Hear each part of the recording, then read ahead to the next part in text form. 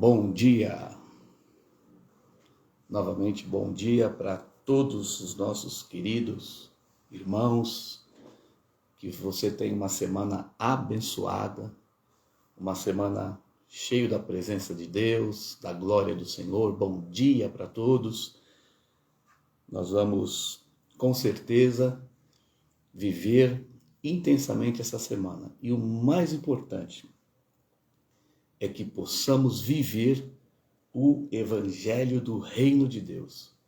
O Evangelho que transforma, o Evangelho que muda os corações. Bom dia para todos os irmãos, que a graça e a paz do nosso Senhor Jesus Cristo esteja aí no seu coração e que você tenha uma semana incrível, cheia de experiências com o Espírito Santo e que você possa viver o verdadeiro Evangelho.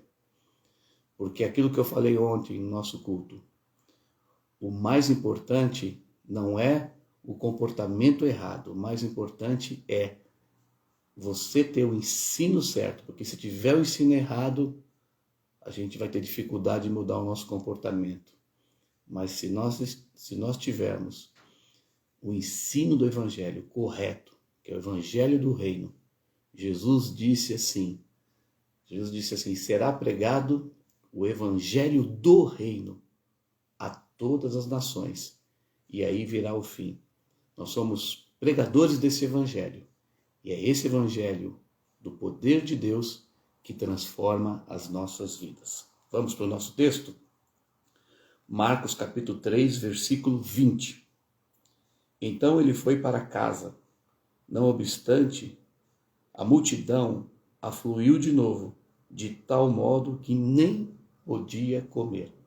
Era tanta gente, 5, 15, 20 mil pessoas, aglomerados em volta de Jesus, que ele e seus discípulos nem tinham tempo de comer. Olha o versículo 21. Quando os parentes de Jesus ouviram isso, saíram para o prender, porque diziam, está fora de si. Ou seja, em outro texto, estavam chamando Jesus de louco. Veja, os próprios familiares de Jesus começaram a querer prendê-lo, porque estavam chamando Jesus de louco, porque não acreditavam em Jesus. Porque Jesus falava claramente que ele era Deus. Já imaginou um homem comum, um carpinteiro, filho, de José e Maria, de repente chegar diante dos homens e falar que era o Filho de Deus, que antes que Abraão existisse, ele já era. Ele disse assim, eu sou, antes que Abraão existisse. Ou seja, ele falou assim, eu perdoo os pecados. E as pessoas falavam, quem é esse homem que tem poder de perdoar pecados? E nesse contexto aqui, Jesus, conforme Mateus capítulo 12, no Evangelho Sinótico, Jesus tinha acabado de curar, de expelir um demônio de uma pessoa que estava muda e cega. E a pessoa passou a falar e passou a enxergar. Então isso confundiu a cabeça de todo mundo. Por quê? Porque as pessoas que falam, que pronunciam, que são... qualquer um pode falar, eu sou isso, eu sou aquilo. Mas Jesus não apenas falava, Jesus falava e fazia. Então ele sentiu a perseguição. E é muito duro a gente ser caluniado, a gente ser perseguido. E você, em algum momento da sua vida, em vivendo o Evangelho do Reino, com certeza, as pessoas vão perseguir você. Mas a palavra de Deus diz assim, bem-aventurado sois vós, quando vos injuriarem, vos perseguirem e mentindo, disserem todo o mal contra vós. Regozijai-vos e alegrai-vos, porque grande é o vosso galardão. Então, Jesus aqui está sendo perseguido por seus próprios familiares. Por quê? Porque ele estava declarando, ele estava vivendo o Evangelho do Reino. E com certeza, viver o Evangelho do Reino vai causar um impacto. Ou vai afluir uma grande multidão, pessoas vão se chegar a você e vai ter sempre algumas pessoas que vão se colocar contra. Mas fique firme, porque o Evangelho do Reino vai trazer transformação para aquelas pessoas que estão ao seu derredor. Aleluia. O texto continua, versículo 22. Os escribas que haviam descido de Jerusalém diziam: ele está possesso de Beelzebu. Uau! E pelo maioral dos demônios que expele os demônios. Então, convocando-os, Jesus lhes disse, por meio de parábolas: como pode Satanás expelir Satanás? Se um reino, olha a palavra reino de novo aqui, olha, estiver dividido contra si mesmo, tal reino não pode subsistir. Se uma casa estiver dividida contra si mesma, tal casa não pode subsistir. Se, pois, Satanás se levanta contra si mesmo, está dividido, não pode subsistir, mas perece. Ou seja, Jesus aqui dá ênfase para a unidade.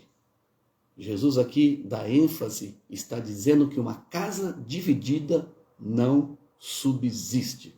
Uma igreja dividida não subsiste.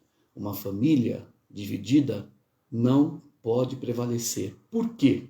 É muito importante a unidade. Jesus aqui está dando ênfase a esse princípio espiritual de nós termos comunhão uns com os outros, de nós sermos unidos, marido, esposa, pais, filhos. Se quisermos obter resultado, se quisermos ver o reino, o evangelho do reino se expandindo, a gente precisa ter um só coração, uma só visão, uma só mente e um só propósito. Portanto, se houver alguma divisão, alguma intriga, alguma facção na sua casa, principalmente em casa, na família, nos relacionamentos, em nome do Senhor Jesus, nós nesse dia declaramos a paz do Senhor sobre a sua casa, sobre a sua família, porque se vocês estiverem unidos, nada pode resistir o poder da unidade. Satanás muitas vezes quer dividir opiniões, dividir famílias, fazendo com que as circunstâncias estejam diante de uma situação de divisão para que a vontade de Deus não prevaleça. Mas eu declaro sobre a sua casa, sobre a sua família, a paz do Senhor. Aleluia.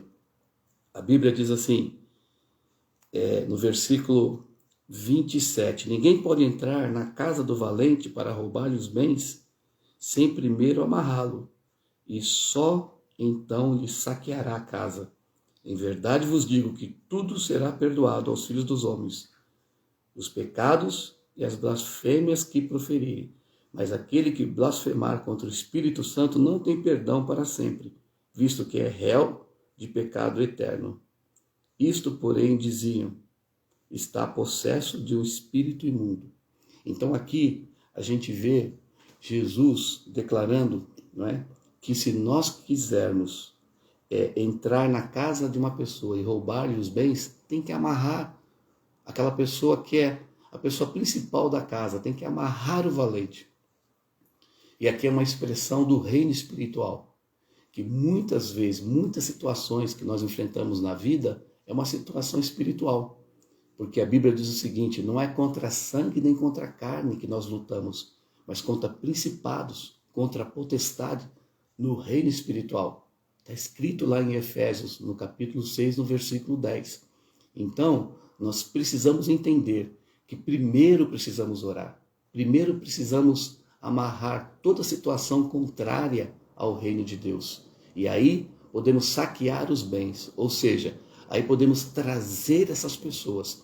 Então, quando você ora sobre os seus familiares, sobre seus amigos, sobre pessoas que você ama, e você declara que o poder e influência dos espíritos malignos não tem efeito sobre a vida deles. Oh, aleluia! Então você vai poder trazer essas pessoas para o reino de Deus. Ore com autoridade, ore dessa forma, amarrando todo tipo de demônios que tentam oprimir, que tentam levar a pessoa distante de Deus. E assim você vai estar abrindo caminho para que o reino de Deus se manifeste sobre aquelas pessoas que você ama. E o mais interessante aqui, que a Bíblia também fala que todo pecado será perdoado, mas pecado contra o Espírito Santo, blasfêmia contra o Espírito Santo, não há perdão. Pastor, o que é esse pecado contra o Espírito Santo? É eu falar mal do Espírito Santo? É eu falar mal de Jesus? Porque quando eu era ímpio eu fazia isso. Na verdade, o único pecado que faz com que o homem não tenha perdão é o pecado de não reconhecer Jesus como Senhor da sua vida. Essa é a grande blasfêmia, porque a Bíblia diz que o Espírito Santo vem, ele está na terra para convencer o homem do pecado, da justiça e do juízo. Quando o homem não reconhece, quando o homem blasfema contra o Espírito Santo, não recebe este homem, este pecado de não aceitar Jesus Cristo como Senhor da sua vida, este pecado não tem perdão. Então as pessoas não vão para o céu, não porque elas blasfemaram, falaram mal do Espírito Santo, não.